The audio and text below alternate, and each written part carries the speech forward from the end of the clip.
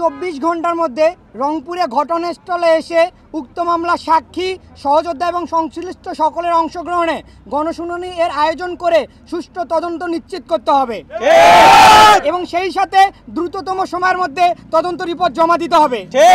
এর ব্যতিক্রম কিছু হলে আমরা বেগম রোকেয়া বিশ্ববিদ্যালয়ের সকল শিক্ষার্থী শিক্ষক মিলে এই আবু সাইদের বিশ্ববিদ্যালয় থেকে আবারও কঠোর আন্দোলন গড়ে তুলব।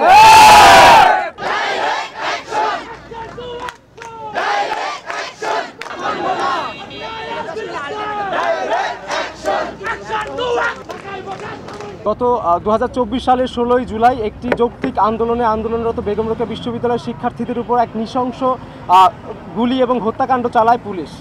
এতে আমাদের সহযোদ্ধা আবু সাইদ ভাই শহীদ হন এবং আহত হন আরও শতাধিক আন্দোলনকারীরা। এই পুলিশি হত্যাকাণ্ডের দৃশ্য কেবল বাংলাদেশবাসীই নয়, দেখেছে সারা বিশ্বের মানুষ।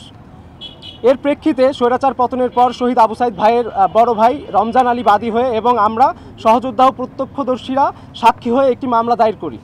এই মামলায় তদন্তের প্রাথমিক দায়িত্ব অর্পিত হয় পুলিশ ব্যুরো অফ ইনভেস্টিগেশন অথবা পিআইবির উপর, এবং পরবর্তীতে এই তদন্ত কার্য আরও গতিশীল এবং আরও নিরপেক্ষ করার স্বার্থে আন্তর্জাতিক অপরাধ ট্রাইব্যুনালের কাছে এর তদন্তের দায়ভার বা এর তদন্তের দায়িত্ব হস্তান্তর করা হয়। তদন্তের দায়িত্ব পাওয়ার পর আমরা ট্রাইব্যুনাল আমাদের থেকে বিভিন্ন সময় বিভিন্ন সাক্ষ্য প্রমাণ নিয়েছেন এবং আমরাও স্বপ্রণোদিত হয়ে বিভিন্ন সময় তাদেরকে তথ্য এবং প্রমাণ দিয়ে সাহায্য করেছি এবং দিয়ে গেছি সেগুলো ক্রমাগত। তবে তদন্তের দায়িত্ব পাওয়ার পরে ট্রাইব্যুনাল যতগুলো সংবাদ সম্মেলন করেছে সেখানে বারবার তারা খুবই সূক্ষ্মভাবে পুলিশের সম্পৃক্ততার বিষয়টিকে এড়িয়ে গেছে এবং এই হত্যাকাণ্ডের সাথে অল্প বিস্তর যারা দায়ী সেই ব্যক্তিদের সামনে উপস্থাপন করার মধ্য দিয়ে মূলত এই হত্যাকাণ্ডের যারা পরিকল্পনাকারী এবং যাদের নির্দেশে এই গুলি চালানো হয়েছে তাদের দায় মুক্তি করার একটি প্রবণতা আমরা লক্ষ্য করেছি।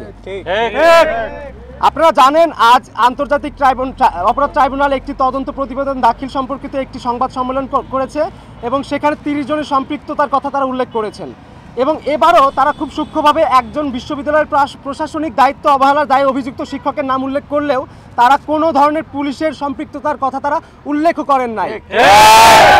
কিন্তু জাতিসংঘের যে তদন্ত রিপোর্ট আছে এখানে কিন্তু পরিষ্কারভাবে লেখা আছে এটি একটি পরিকল্পিত পুলিশি হত্যাকাণ্ড।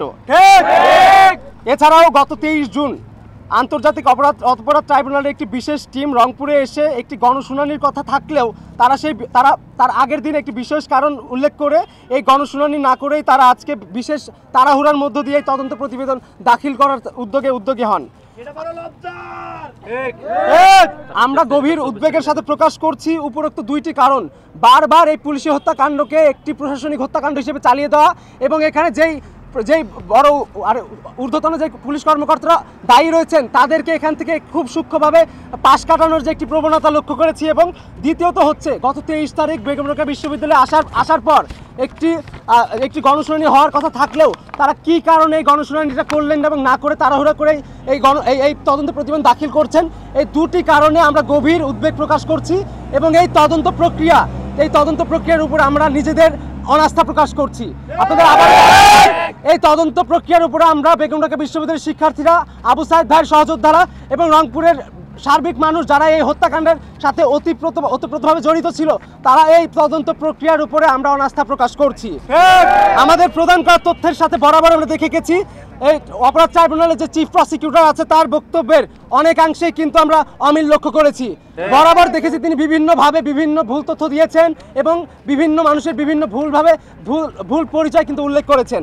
আমরা এই বিষয়গুলোকে সামনে এনে আমরা চিফ প্রসিকিউটর এবং অপরাধ ট্রাইব্যুনালকে আমরা জানাতে চাই আপনারা যে ধোঁয়াশা সৃষ্টি করেছেন এই ধোঁয়াশা আপনার দ্রুত আর কি কাটিয়ে ওঠার স্বার্থে আপনারা নিজেদের অবস্থান পরিষ্কার করবেন এবং এটা যে একটি পরিকল্পিত পুলিশি হত্যাকাণ্ড এটা আপনারা জাতির সামনে আপনারা স্বীকার করবেন।